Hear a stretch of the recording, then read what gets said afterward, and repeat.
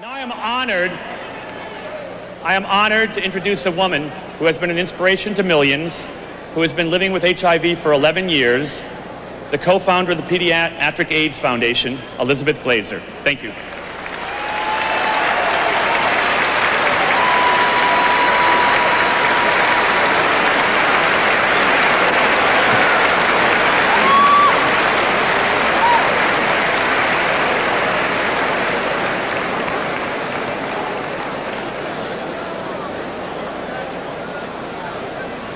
I'm Elizabeth Glazer.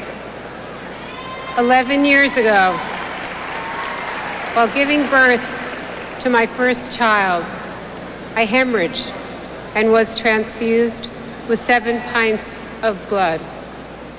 4 years later, I found out that I had been infected with the AIDS virus and had unknowingly passed it to my daughter Ariel through my breast milk and my son Jake in utero. 20 years ago, I wanted to be at the Democratic Convention because it was a way to participate in my country. Today, I am here because it's a matter of life and death.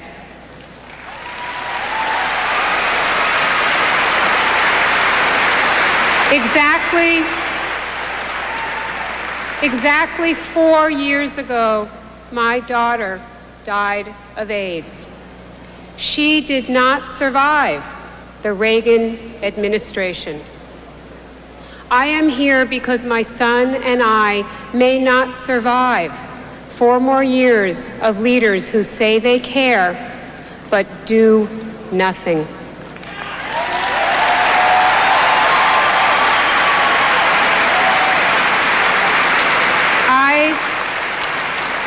I am in a race with the clock.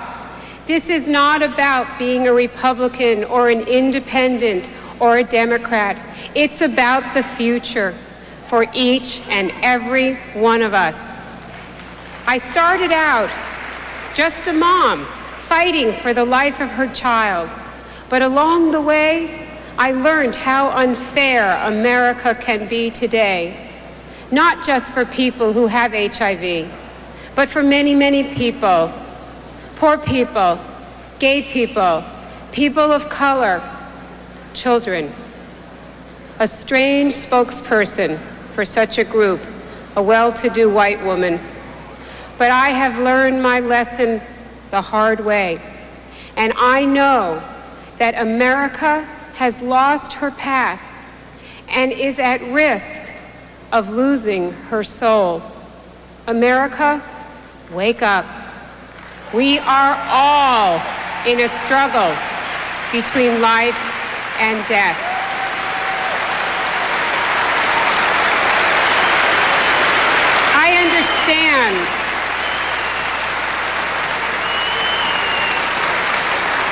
I understand the sense of frustration and despair in our country because I know firsthand about shouting for help and getting no answer.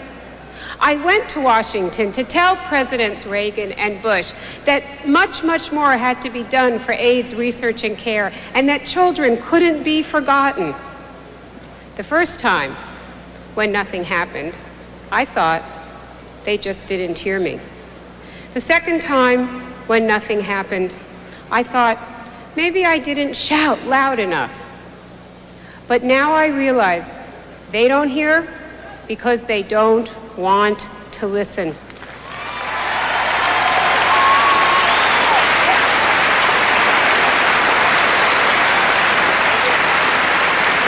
When you cry for help and no one listens, you start to lose your hope.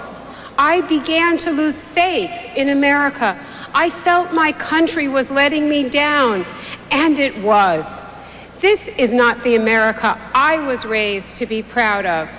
I was raised to believe that others' problems were my problems as well. But when I tell most people about HIV in hopes that they will help and care, I see the look in their eyes. It's not my problem, they're thinking. Well, It's everyone's problem. And we need a leader who will tell us that.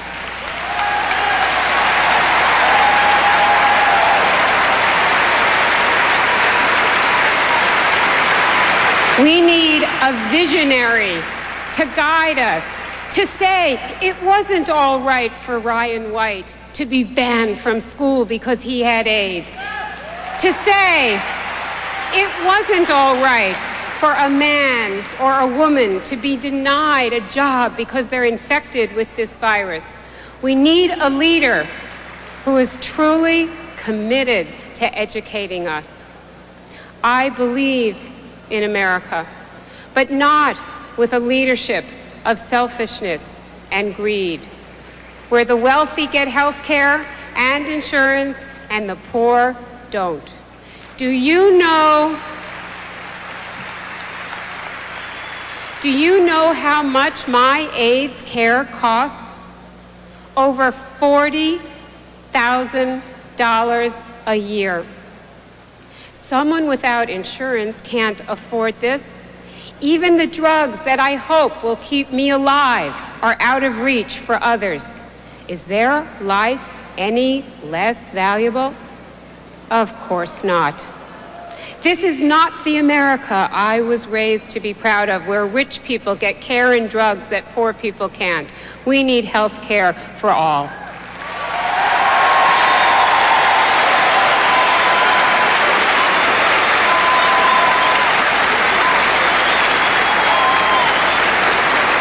We need a leader who will say this and do something about it. I believe in America, but not a leadership that talks about problems but is incapable of solving them.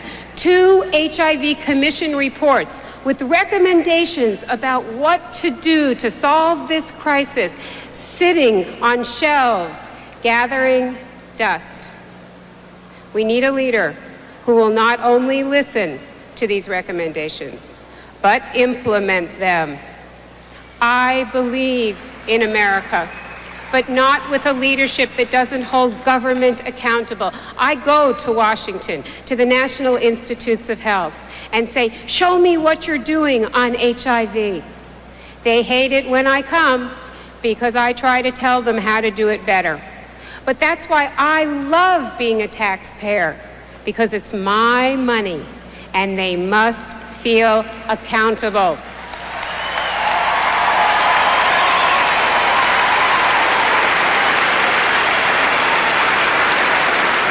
I believe in an America where our leaders talk straight.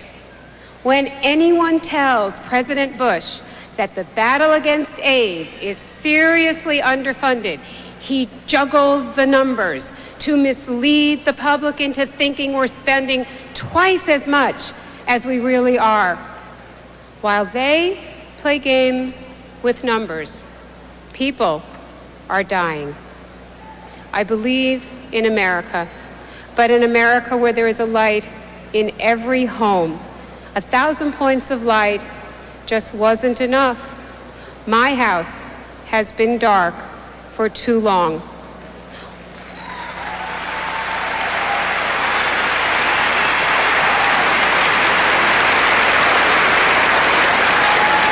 Once every generation, history brings us to an important crossroads. Sometimes in life there is that moment when it's possible to make a change for the better. This is one of those moments. For me, this is not politics. This is a crisis of caring. In this hall is the future. Women, men of all colors saying, take America back. We are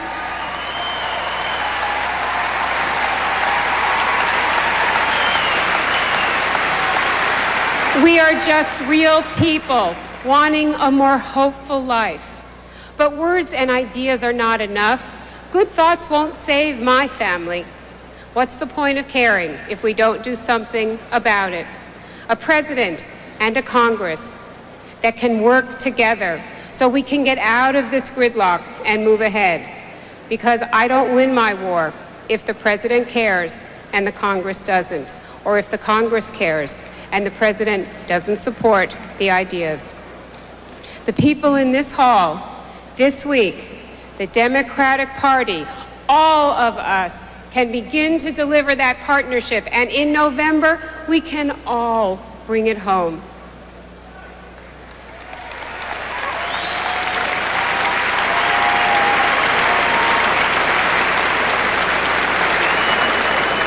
My daughter lived 7 years, and in her last year, when she couldn't walk or talk, her wisdom shone through.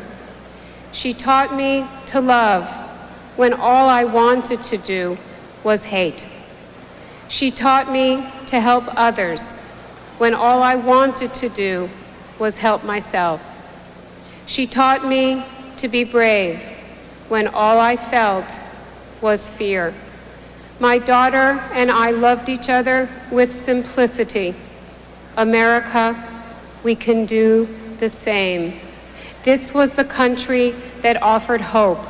This was the place where dreams could come true, not just economic dreams, but dreams of freedom, justice, and equality.